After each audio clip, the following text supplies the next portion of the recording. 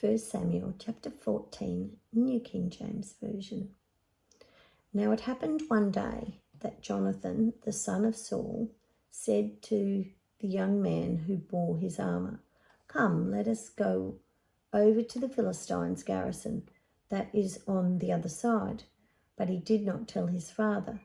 And Saul was sitting in the outskirts of Gibeah under a pomegranate tree, which is in Migron. The people who were with him were about 600 men. Ahijah, the son of Achitub, Ichabod's brother, the son of Phinehas, the son of Eli, the Lord's priest in Shiloh, was wearing an ephod. But the people did not know that Jonathan had gone. Between the passes by which Jonathan sought to go over to the Philistines' garrison, there was a sharp rock on one side and a sharp rock on the other, and the name of one was Bozez, and the name of the other was Senah. The front of one faced northwards, opposite Mishmash, and the other southwards, opposite Gibeah. Then Jonathan said to the young man who bore his armour, "Come, let us go over to the garrison of these uncircumcised. It may be that the Lord will work for us, for nothing restrains the Lord from saving by many or by few." So his armour-bearer said to him, "Do all that is in your heart. Go then. Here I am with you according to your heart." Then Jonathan said, "Very well, let us cross over to these men, and we will show ourselves to them. If they say thus to us, 'Wait until we come to you,' then we will stand still in our place and not go up to them. But if they say thus, 'Come up to us,' then we will go up, for the Lord has delivered them into our hand, and this will be a sign for us." So both of them showed themselves to the garrison of the Philistines, and the Philistines said, "Look, the Hebrews are coming out of the holes where they had hidden." Then the men of the garrison called to Jonathan and his armour-bearer and said, "Come up to us, and we will show you something." Jonathan said to his armour-bearer, "Come up after me, for the Lord has delivered them into the hand of Israel." And Jonathan climbed up on his hands and knees with his armour-bearer after him, and they fell before Jonathan as he came after them. His armour-bearer killed them. That first slaughter which Jonathan and his armour-bearer made was about 20 men within about half an acre of land.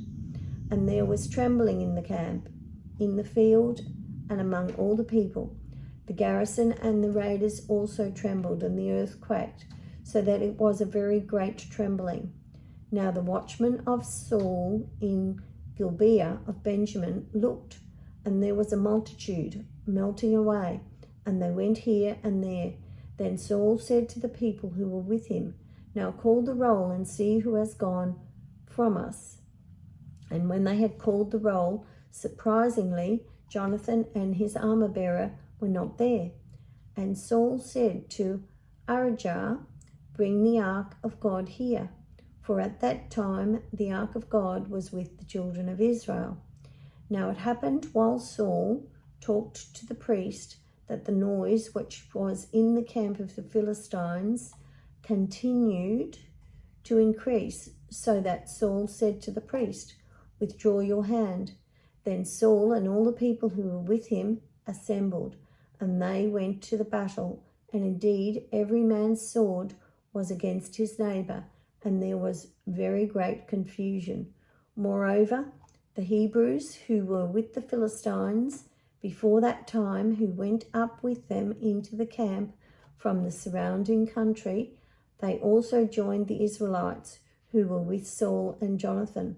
Likewise, all the men of Israel who had hidden in the mountains of Ephraim, when they heard that the Philistines fled, they also followed hard after them in battle. So the Lord saved Israel that day, and the battle shifted to Beth Aven. And the men of Israel were distressed that day, for Saul had placed the people under oath, saying, "Cursed is the man who eats any food until evening, before I have taken vengeance on my enemies." So none of the people tasted food.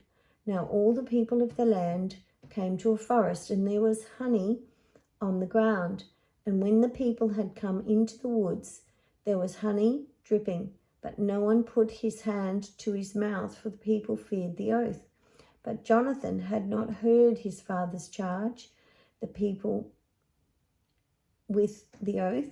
Therefore he stretched out the end of the rod that was in his hand and dipped it in the honeycomb, and put his hand to his mouth, and his countenance brightened.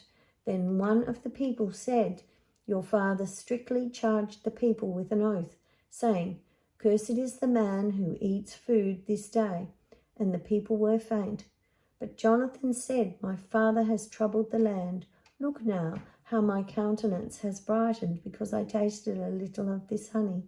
How much better if the people had eaten freely today of the spoil of their enemies, which they found. For now would there not have been a much greater slaughter amongst the Philistines?' Now they had driven back the Philistines that day from Michmash to Argelon. So the people were very faint, and the people rushed on the spoil and took sheep, oxen, and calves, and slaughtered them on the ground, and the people ate them with the blood. Then they told Saul, saying, 'Look, the people are sinning against the Lord by eating with the blood.' So he said, 'You have dealt treacherously. Roll a large stone to me this day.' Then Saul said, 'Disperse yourselves among the people and say to them, Bring me here every man's ox and every man's sheep. Slaughter them here and eat, and do not sin against the Lord by eating with the blood.' So every one of the people brought his ox with him that night and slaughtered it there. Then Saul built an altar to the Lord. This was the first altar that he built to the Lord. Now Saul said, 'Let us go down after the Philistines by night and plunder them until the morning light, and let us not leave a man of them.' And they said, 'Do whatever seems good to you.' Then the priest said, 'Let us draw near to God here.' So Saul asked counsel of God, 'Shall I go down after the Philistines? Will you deliver them into the hand of Israel?' But he did not answer him that day. And Saul said, 'Come over here, all you chiefs of the people, and know and see what the sin was today. For as the Lord lives, who saves Israel through it, be in Jonathan my son, he shall surely die.' But not a man among all the people answered him. And he said to all Israel, 'You be on one side, and my son Jonathan and I will be on the other side.' And the people said to Saul, 'Do what seems good to you.' Therefore Saul said to the Lord God of Israel, 'Give a perfect lot.' So Saul and Jonathan were taken, but the people escaped. And Saul said, 'Cast lots between my son Jonathan and me.' So Jonathan was taken, and Saul said to Jonathan, 'Tell me what you have done.' And Jonathan told him and said, 'I only tasted a little honey with the end of the rod that was in my hand, so now I must die.' Saul answered, 'God do so, and more also, for you shall surely die, Jonathan.' But the people said to Saul, 'Shall Jonathan die, who has accomplished this great deliverance in Israel?' 'Certainly not. As the Lord lives, not one hair of his head shall fall to the ground, for he has worked with God this day.' So the people rescued Jonathan, and he did not die. Then Saul returned from pursuing the Philistines, and the Philistines went to their own place.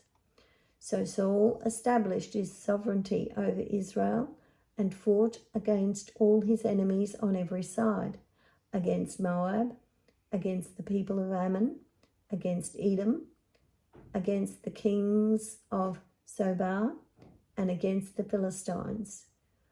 Wherever he turned, he harassed them, and he gathered an army and attacked the Amalekites and delivered Israel from the hands of those who plundered them. The sons of Saul were Jonathan, Jishu, Malchishia, and the names of his 2 daughters were these: the name of the firstborn, Merab, and the name of the younger, Michal. The name of Saul's wife was Ahinoam, the daughter of Hazamaz, and the name of the commander of his army was Abner, the son of Ner, Saul's uncle. Kish was the father of Saul, and Ner, the father of Abner, was the son of Abiel.